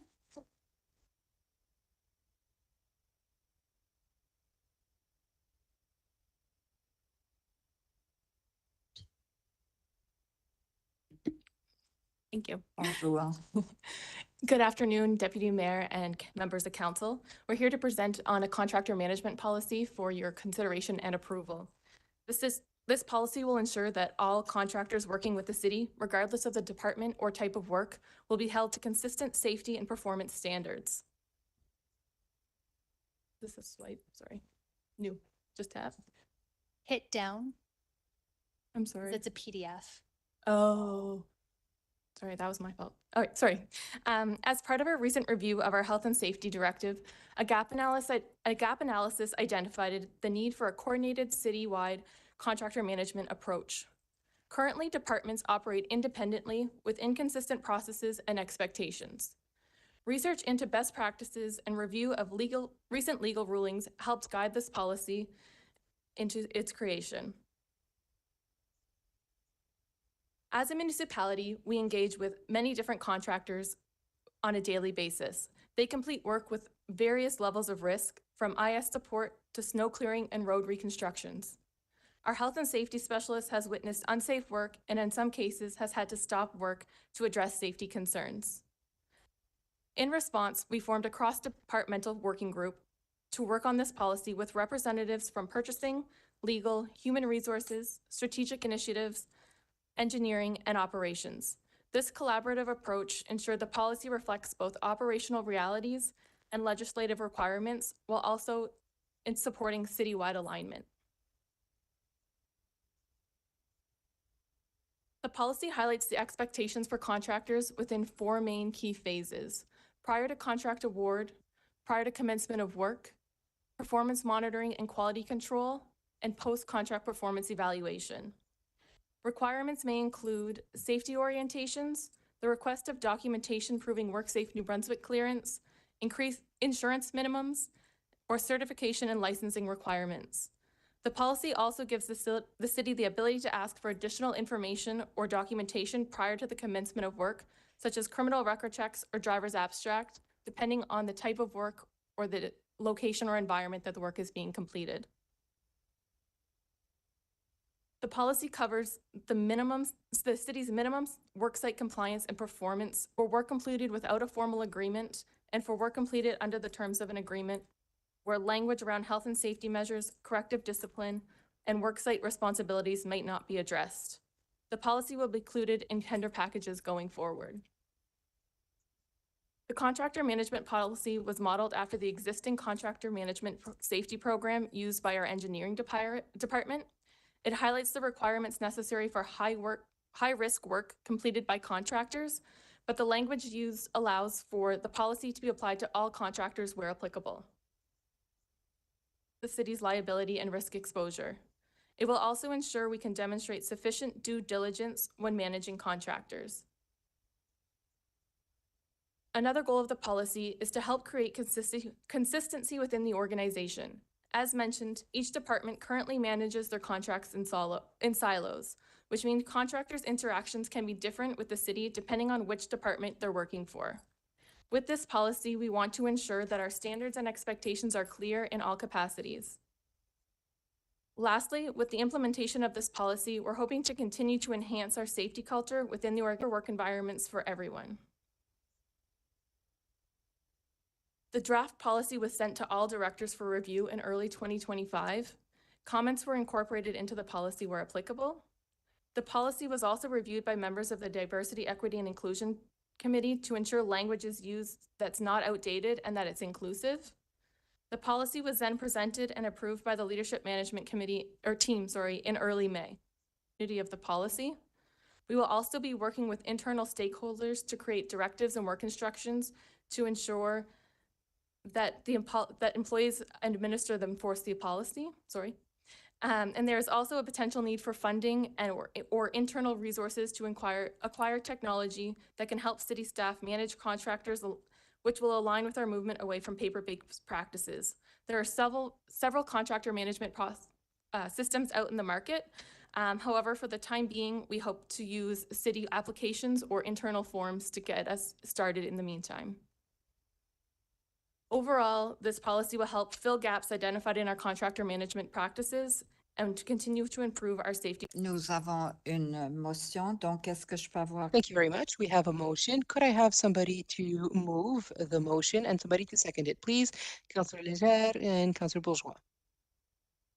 Yes? Okay, thank you. So on the question, or rather, any questions now, Councillor Legere? Very good step in terms of standardization. One thing that I would like to have considered is on the various job sites that are being conducted around the city. Everyone is wearing safety vests. Could we insist that the name of the contractor be on the vest? So that, and the same is, because the City of Moncton supervisor usually has a white helmet and you can sort of see him, but other than that, everybody visually think complaint, then the general public has an idea as to which contracting company is involved. Would that be a reasonable request? I think so. Rick, is that? Oh, yeah, have to go. Oh, Do you want to come up? for consideration. Good afternoon. Certainly a great question. However, I would have to direct that question back to operations and engineering. That would be a business decision. That would be appropriate for them to make that. So before we approve the policy, though, I think this will come back, correct? So that we'll have an opportunity, because I think that's really important. In the years that I've been on council, it's continual, where people see a variety of different people who are involved in a construction site and immediately focuses on this has to be a city project, and they're all there standing around not doing anything. So I think visually that would be very important. So I just sort of put that out there. And secondly, what I'd like to see is some standard, if this is a policy, some standardization in and around some construction projects. We have a very good track record at cleaning the dust off the roads, being respectful. We can come back with some standardization so that we're all on the same page, and maybe that's built in there, the requirement before the request or the tender or the RP is put out. So just some things operationally, but these are the things that people have expressed in the past, and I believe that this is a great step forward if we can add a few more steps. That's a very valid point. To speak to your last point, we can include that in the directive that will follow this policy. The policy, of course, is the forward-facing information. Yeah. The directive will be how we perform it, how our supervisors actually enact the steps. Yeah, okay, that would be great. And also if people have, because a lot of times if people have concerns, they're either going to reach out to city councilors perhaps, or they may call dispatch, so that we have some type of standardization. So if there's a complaint about a site, if something that you guys need to look at, then the information is transmitted and there's a way to sort of do that feedback. Tanya, is having identification of the contractors on site something that you want to speak to, or? Okay. Okay. Thank you. Thank you. Merci, Conseiller Jacques. Conseiller. Okay, the City of Moncton is officially bilingual. We have the Official Languages Act of New Brunswick, and we need to offer services in both official languages. We need to offer these services equally. I only looked at it once, but the policy itself, or the draft, you've done a very good job there, but I haven't seen anything about contractors having to ensure that they uphold the act. Because we, as a City of Moncton, if we hire contractors, the contractors have the same obligations as the city does. Maybe not necessarily everywhere. I'm not an expert here, but I haven't seen anything with regard to official languages in this. What work they're doing, it would be written in their, in the tender. If there's a tender that goes out, if it's a one-time basis, it would be the same as us. If they're public facing, we're going to make sure that they're bilingual. If it's, road work or something, it doesn't necessarily matter what language. So it's required elsewhere, but not necessarily by this policy? No. Did you? I just want to make sure that we're not, we want to be protected from liability and stuff, but people can sue the City of Moncton if we don't provide them services in French or in English of equal quality. So if we don't require it through this policy, but we require it to other mechanisms, I'll be fine. But I'm just curious as to why we don't repeat it here. I can answer that. So we do require it on, we will put it into agreements as required, tenders as required. So it's more, when we have a service that we need that for, we do put it in. So it is covered elsewhere. Okay, perfect. So we don't need to you have it amongst your, j'ai la version française, la ville se réserve de demander. So I have the version in French here, but the city can ask of the contractor additional information and documents before beginning the work, which would include confirmation and verification, amongst other things, of the ability to work with vulnerable populations, immigration, so on and so forth, driving license. Would we also ask for a certificate of language competency? For example, if there's a construction project and somebody has to be there with signage to direct traffic, well, if that person can't speak both official languages, and it's not stipulated in this checklist here that we see, they could uh, just be completely, it could be impossible for them to communicate with some of the population if they don't speak English and French. I don't really own the file anymore. Typically, anything that is signage, on leur demanderait d'avoir des enseignes bilingues. We would ask them to have bilingual signage. We've already approached some businesses that had unilingual signage, and we forced them to change it to be bilingual. But with regard to staff, does staff need to be bilingual? Usually, I would assume that companies hire suppliers for the what we call flagging. So at that level, with regard to staff, I don't know if they hire bilingual people. However, when it comes to actual signage on construction sites, that does need to be bilingual. But we have the obligation of supplying communications that are bilingual. So a contractor who is communicating for Moncton on behalf of Moncton, that should be done in both official languages now. So I'm not quite sure what is being requested in the policy, but when we look at contractors, the people who work on construction sites do not interact with the public. So it would only be people who are doing signage and directing traffic. Yeah, but somebody could stop and roll down the car window and say, which way do I go? So Tanya, I don't know if you have any more information on those contractors and what can be offered? As best I can. So as Nick said, where we have specific contracts that have a requirement for the bilingual speaking personnel, and that those personnel will be appointed to key areas of or key locations or anything where the likelihood of them interacting with the public is likely to happen.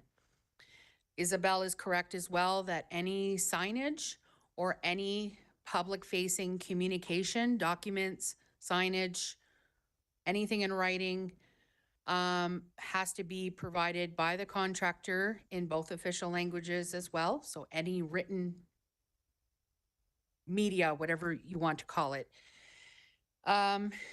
However, on one-off jobs or jobs that are not performed under the specific requirements of a tender, that the need for bilingual personnel would have to be assessed on a case to be bilingual. Well, that's fine. I don't want everybody to be bilingual. I just want two things. One is, and if I understand Nick correctly, it's in the agreement or the contract. Yes. It doesn't necessarily have to be in the policy. I got that. Correct, yes. But So the driver's license information. because the government of New Brunswick issued a driver's license, how do we verify that the person that is supposed to be bilingual is actually bilingual? It's not something we asked for today, but it is certainly something we could include within that list. And the list that's there is not meant to be all encompassing. Again, it gives us the latitude to request any additional proof or evidence or certificates as we see fit, as it's applicable to the scope of work. So that is absolutely something if the person that is hiring the contractor, the city department or the person in charge of the program or whatever you want to call it, felt that it was absolutely necessary for someone to have a certain level of certification in terms of their French language skills. The language in that policy gives us the latitude to ask for that. Okay. Won't make a mountain of a molehill. I only had in 12 years on council one complaint to that effect. But that one complaint could have been brought to justice, and we would be on the principle of not being liable, so I'll leave it at that. Take that into consideration, maybe ask the province or the Commissioner of Official Languages, say, are we meeting with the legislation on official languages? Are we good here? And if so, I have no problem. I just want to avoid anybody taking the city to court for not providing quality service in English, quality service in French, to citizens. So I'll leave it at that. We're good? Thank you. Merci, Madame la Maire. Merci, Tania. Merci, conseiller Bourgeois. Conseiller. Thank you very much, Councillor Richard. Thank you very much. Basically to what Councillor Bourgeois was saying, so the, in your presentation, you mentioned using some technology. So basically a contractor management platform, maybe? Yes. And you've already been looking into that. I use that every day, so. Right, not fully at this time. We've had a few demos, a few different things, but we're hoping we can work internally with simple forms and online tasks just to get us started, to get the basic framework in place. Once we're established, we're hoping we can get down and maybe get something a little bit more concrete, and request for funding or something would come at that time if we seem that that's necessary. Because those platforms, those contractor management platforms, had a lot of the information that he was asking for at the forefront, and it's shared with all contractors or like the cities and stuff like that. So, yeah. Merci. Merci, Conseiller Richard. We have a motion that's been moved. Councillor Richard, thank you. Electronic vote.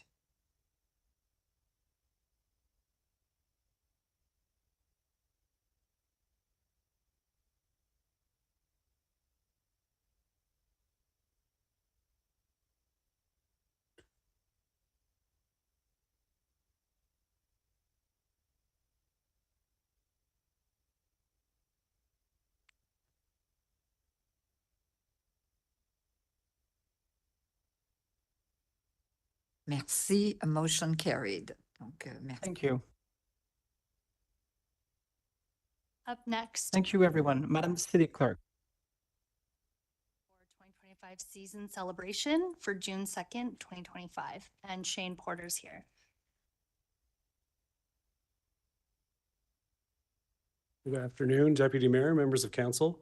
So I think I don't really have to explain the season that the Moncton Wildcats have had this year. We all know that it's been an exceptional year for the Cats.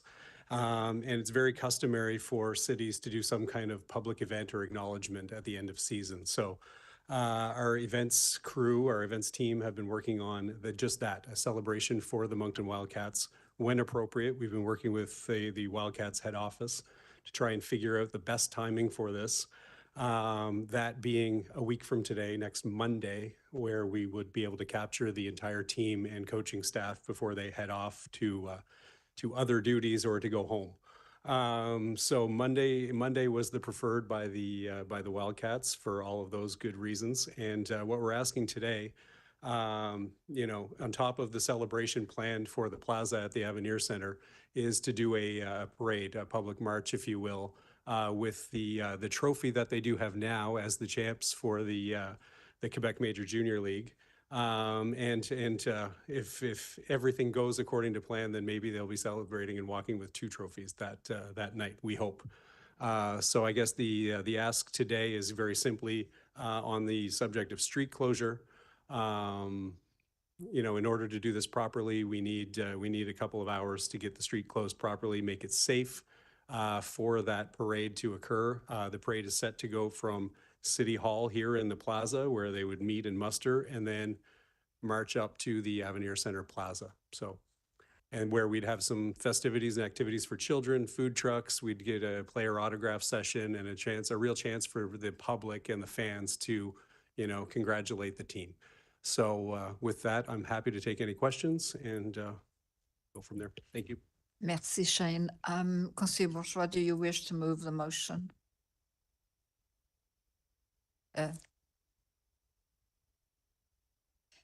So I'm waiting for the light. Conseiller Bourgeois is trying. Yes, I do, but I'd like to modify it.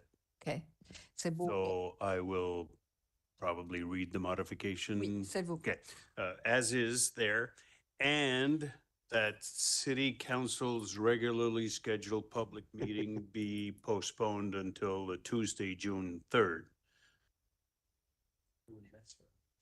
Because what you're suggesting is June 2nd, there's a city council, especially if there are public Yeah. hearings and people want to attend, and we close this street, too much complications for people. I'd rather we move the council meeting to Tuesday, June 3rd.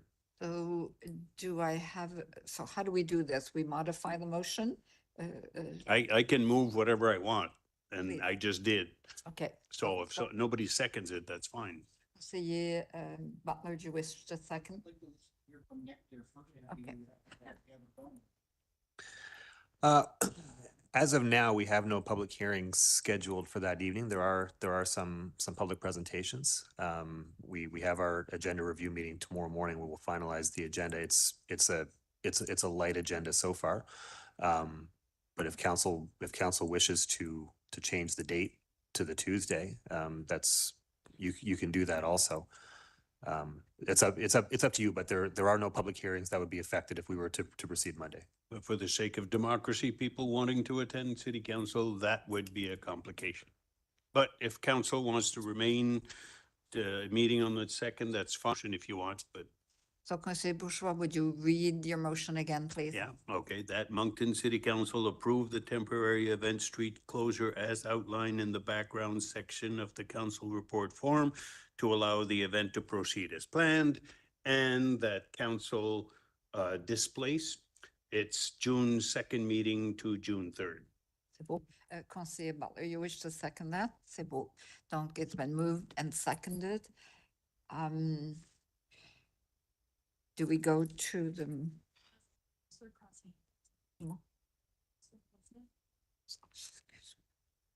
Conseiller Crossman, go ahead. Thank you, Your Worship. Shane, thanks for the presentation. Short. Councillor Crossman. No, it will not. No, it will not. Just so I'm clear and the public understands this will be a walking parade from City Hall all the way to the Avenir Center? Correct, yes. Okay, and the businesses along Main Street have been contacted, everybody's on board? Through DMCI, they will be notified, yes. They will be notified, okay, good. And then, and just add a little bit more, Shane, if you don't mind, to what was gonna be going on in the Oval? Sure.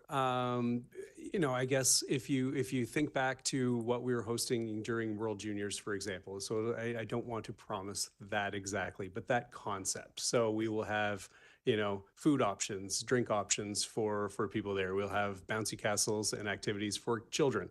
The chance to interact with the team. So Wildcats head office have confirmed with us that the players will be available at that time for autograph sessions and to meet and greet with their fans. You know, we'll probably have a little more on the stage where the coaching staff may want to address the fans, things like that. So it'll be a celebration of a great season and all things Wildcats. Okay, great. And one more thing, I think we should probably reach out to bylaw if we Yep, haven't already. absolutely. Just to make sure that there's nobody ticketed when they're coming downtown to celebrate this great event. Certainly have that on the list, but thank you. Great. Thank you, Your Worship. Appreciate it. Merci beaucoup, Conseiller Crossman. No other questions. So we have a motion that's been modified by Conseiller Bourgeois, seconded by Conseiller Butler. So we will vote on that motion. It's electronic.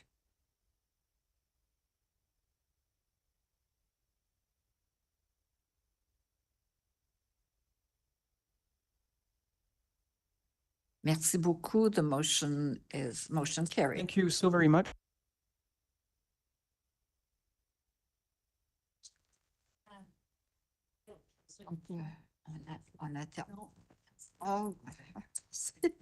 Conseiller Bourgeois, on vous oublie, votre lumière brille toujours. Councillor Bourgeois, I'm sorry, we forgot to turn your mic off. No, your mic is on, actually. Last week, I sent you an email saying citizens were on Facebook and complaining about the city not doing anything for the Wildcats, blah, blah, blah. So I sent you an email. What can we do? And I don't want to misinterpret you, and so you correct me if I'm wrong, but Okay. it seemed as if, you know, we were negotiating, we were discussing, please keep this hush hush. So I found myself in an awkward position of not being able to tell citizens even something as vague as we're exploring avenues, we're studying the possibilities, that kind of stuff. I just wanted to know why we weren't informed a week ago, 10 days, whenever it is that you started working on it, because this is a public matter, especially when we go for a parade. Absolutely. Right? So anything that's public, anything that's, this is our bailiwick. Mhm. Not to say that it's not yours, but you should inform us, in my opinion. Now, maybe the rest of council doesn't care, but I would love to be informed before the people starts complaining about the city not doing anything and telling us, you know, if it is something confidential, you can say confidential, here's what I recommend that you tell people about this. That's fine. I'll accept that. So I just want to express my, it's not disappointment, but my awkward position that I was put in because I knew you were working on it. I sort of guessed it. That's why I sent you an email. And the people clamoring for, you know, seeing the games at the Oval, parade, that kind of stuff. So I'll just express it to you. If you have any comment, that's fine. But I just, why weren't we? No, that's point well taken. And there's a lot of moving parts with all of these things. Unfortunately, you know, when you've got a team that is in the situation, well, fortunately, I should say, they are in the situation they're in at the Memorial Cup. And like I said, we were working with the Wildcats head office, front office, trying to determine when, how many players we can get, all of those things. So what we really didn't want is to get out there and create false expectation and then not be able to deliver. So it was really more about that. But point well taken. I mean, maybe there is something we could do next time where we could give a little more information. I certainly wasn't trying to hoard information. We were just trying to make sure that we could deliver on what we said. That's all. Yeah. Because I wouldn't want to put council in this position that way either, that, you know, it's taken as a promise and then we can't deliver on something. Yeah, and we weren't any other issue. Sometimes you come with us to us with concert proposals and stuff. We are bound by confidentiality. All you have to bring it is a private meeting, or if you want to send an email with confidential on it, that's fine. I mean, it behooves us to respect that. Now, I'm saying that, but I've been a victim of the former mayor leaking an email out there in the public. But I would hope that. I'm certainly not going to comment on that. No, but I'm giving you the explanation. We are supposed to be confidential. Emails, and it does cover that you're not supposed to leak unauthorized email distribution. So if you say to us, we're working on a concert, please keep it confidential, we have to respect that by this policy. It's been broken before, but I promise you personally, and I'm sure that all of us who have sworn to respect our city policies, that we will respect it. Sure. And I guess when you're using the concert example, if I may, we have to be very careful on that one because we have promoters involved. We are not the ones directly programming. So a lot of times I'm bound to them as to when they want that known or an artist known or something like that. So point taken. We'll do my best in the future to come up with a reasonable solution. Thank you very much. Merci, Madame le Maire. Merci. Thank you, Shane. Thank you, Your Worship. Thank you.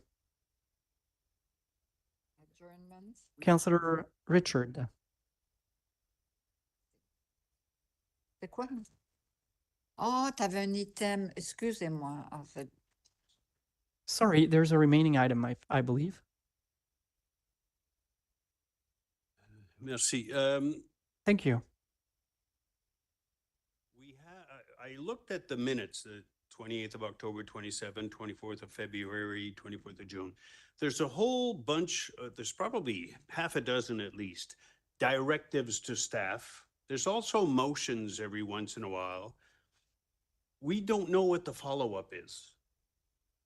And my idea, and it may be wrong-headed, but my idea would be there's got to be somebody with a list the city clerk's office of all these directives so that we can cross them off as we go. Okay, this one was done. That one is stout. Rework the allocation of the half funding, the additional funds for Monday. I don't know if all of these things have been accomplished or not. So would it be too much to ask for staff to have a rolling list?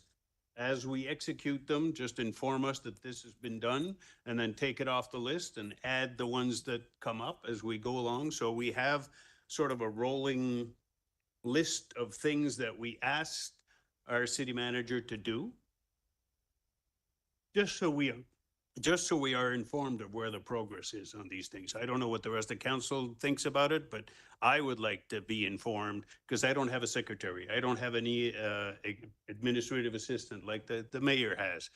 I'm by myself and I have a part-time job and another part-time job. So it's very difficult to keep track of everything that We can certainly take that back. Thank you, Your Worship. Donc, conseiller Légère. Councillor Léger. That's a great idea, but it's been brought up before. I remember bringing up wanting action items and the city clerk saying, yes, we'll do that. So I think it's about time we do it. I do it in other meetings that I'm involved in. We have a list of action items and where they stand. And so that was a commitment. I don't know when it was, over a year ago. So yes, that would be great because, and I think maybe once a month, there is an update on where we are with those items. We take 10 minutes and we say, here are the action items and this is where we're going with this so that we have a better understanding. Whether they're motions, it's almost like you give up, but somebody else has brought it up again, so I'll support that. Thank you. Merci, conseiller Légère. So, Nick, we don't have to invent the wheel on this. I'm sure other municipalities are doing this. Yes, we'll look into it. We'll figure out the best way that we can report on this. Yeah, there's no problem. Merci. Thank you. Merci. Donc, adjourn the meeting. Conseiller Richard.